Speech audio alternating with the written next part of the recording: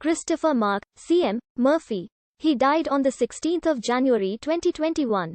Aged 66. Christopher Mark Murphy was born on the 9th of November 1954 and grew up in Darlinghurst. His father, Mark Murphy, had run a theatrical booking agency, Mark Murphy and Associates, in Wollongong since 1960.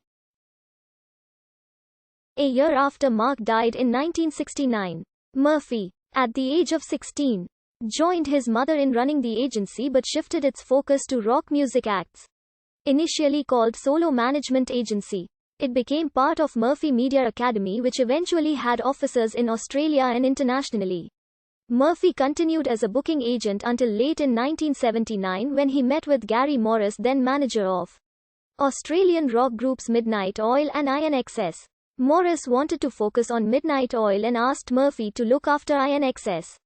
Murphy recalled, "The night Morris offered them to me, I told him I'd take them midway through their third song. I stood there thinking, this is pretty funky. This kid up front is pretty weird. This band plays really, really well." What Morris didn't realize was that I only intended to take them on as their booking agent. I didn't want to be their manager. Nevertheless, by 1980 Murphy had dissolved his rock agency and became manager of the band. He subsequently hired Gary Grant as the group's touring manager, and by 1982 Grant was his business partner at MMA Management. In July that year Murphy had brokered a deal with Atco Records for INXS after had made numerous overseas trips setting up contacts. Grant declared that the direct signing to a US label was one of the crucial elements in INXS's success. In 1983 MMA set up an office in New York, and during the next 3 years either Murphy or Grant spent 10-11 months of each year there.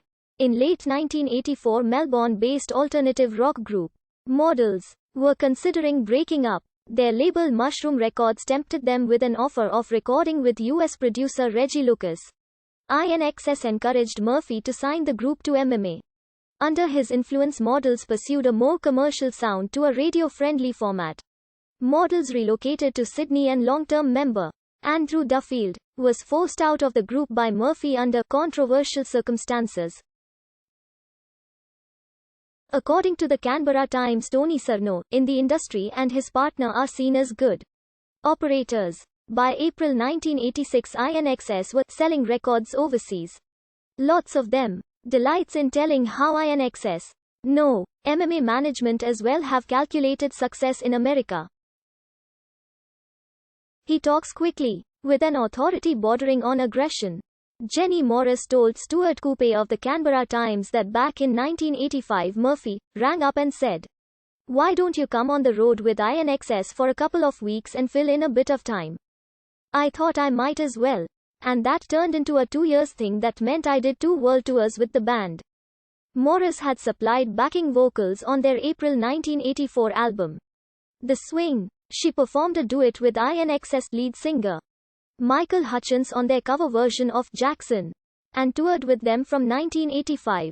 Under the management of Murphy and Grant, INXS went from a Sydney pub band to playing international venues, including headlining a show at Wembley Stadium in July 1991 with 74,000 in attendance.